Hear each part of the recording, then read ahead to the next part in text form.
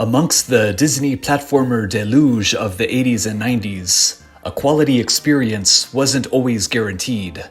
While Capcom and Sega tended to deliver, innumerable less worthy developers were all vying for a chance to grant their own wishes for riches. The unforgiving Mickey Mousecapade on the NES was in fact your typically torturous Hudson Soft title, merely published by Capcom in the West.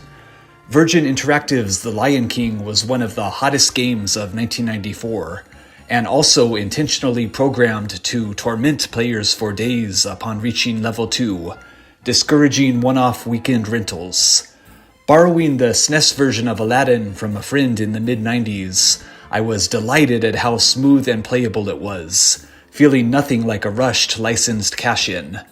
Even as a mere casual fan of the film, I've always yearned for another flight on Capcom's magic carpet. Featuring vertically oriented stage design and Aladdin's many abilities, including swinging from poles, launching himself off enemies in springs, climbing ledges, and even floating, his parkour elements offer a different feel than most platformers, playing somewhat like a speedier, more action-oriented Prince of Persia. Complementing the protagonist's crafty personality, Aladdin can toss apples to stun saber or air-wielding enemies. Collecting gems and discovering heart containers to upgrade your life meter encourages players to take their time in completing this short adventure. While more or less accurate to the movie across its 7 stages, there's also a trippy new journey within Genie's Lamp. Despite boasting few boss fights, the final battles with Jafar are exceptionally well done. The difficulty peaks in the 3rd stage, Cave of Wonders, where many cheap deaths slamming against narrow, lava-filled caverns await Aladdin and Abu as they hurriedly evacuate on their magic carpet. The majority of the game is tense but fairly surmountable, as long-range attacks by your formidably armed enemies are easily telegraphed.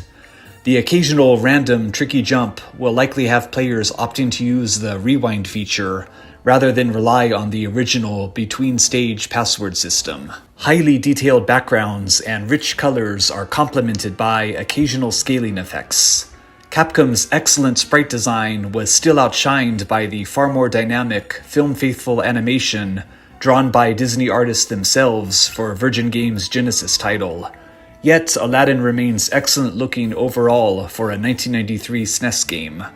The solid soundtrack is highlighted by the iconic A Whole New World theme, set to the SNES soothing bass, and the intriguing Cave of Wonders theme.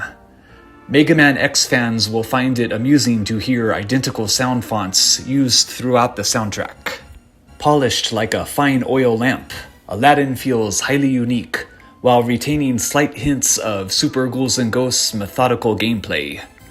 Having only viewed the film once or twice in the 90s, my memory is rather vague as a base for comparison. Even better, as Aladdin stands out as an excellent 16-bit platformer purely on its own merits. When it came to producing a quality Disney game, Capcom were practically genies in their own right.